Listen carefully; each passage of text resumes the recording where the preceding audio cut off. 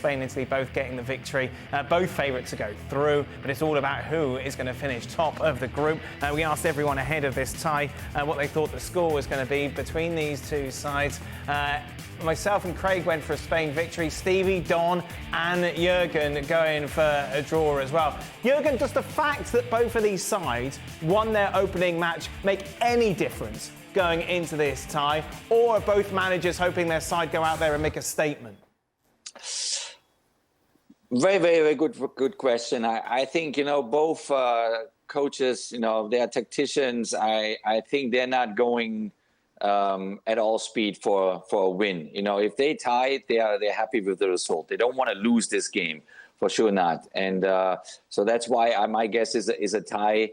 Obviously, it's two powerhouses meeting up so early already in the group stage, which is fascinating to watch. I think they're not going at full risk. Both teams are not going full risk. I was, because I think I've been reading some of the quotes from some journalists regarding what Spalletti's tactics might be. And I think your question's right, because I think he'll look at it thinking a point's not the end of the world. I've gone for a 0-0 draw. And the rumours are that he might play Roma's Mancini as a man marker against Morata. So Spalletti's already thinking, well, tactically, how do we stop Spain from scoring? So, yes, they've got to do a lot of work out wide, because that's where Spain's strength is. But in terms of man marking someone, if Mancini come in to mark Morata, that tells you probably what the idea of Spalletti's thinking going into the game. He's thinking draw, I'll take a point. Surely you have a bit of swagger, no? I've never known a striker been man-marked. Yeah, that's the rumours. That's the rumours. I mean, normally one of the centre-halves picks him up.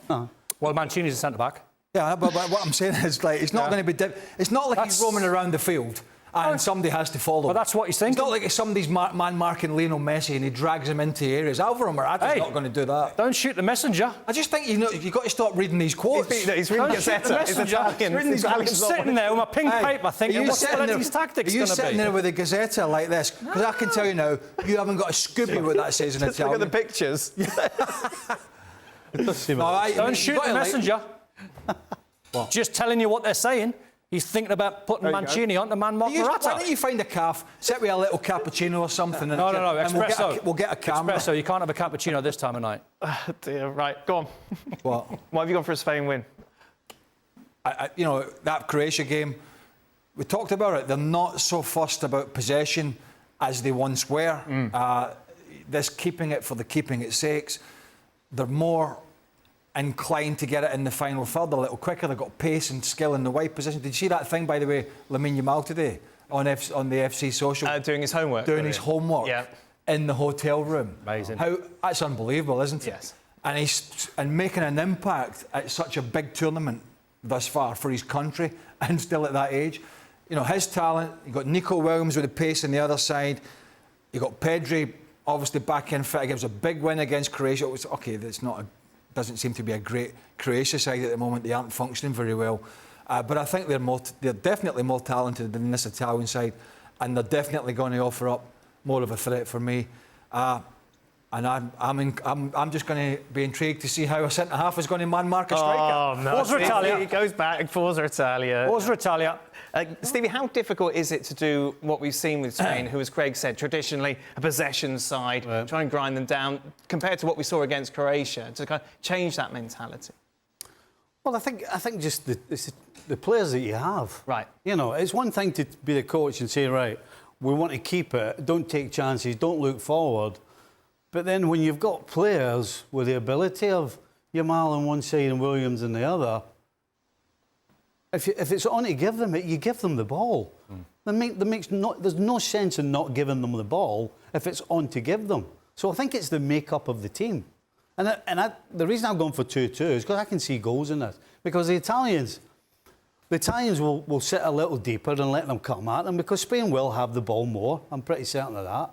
But then as soon as they turn it over, the Italians are going to get after it as quickly as possible. So I think we'll see I honestly think we'll see an exciting game. Spain want to go that way, as you said. They want to go forward quicker. Yeah. But when you do that, you probably do cough the ball up more than with your tiki-taka.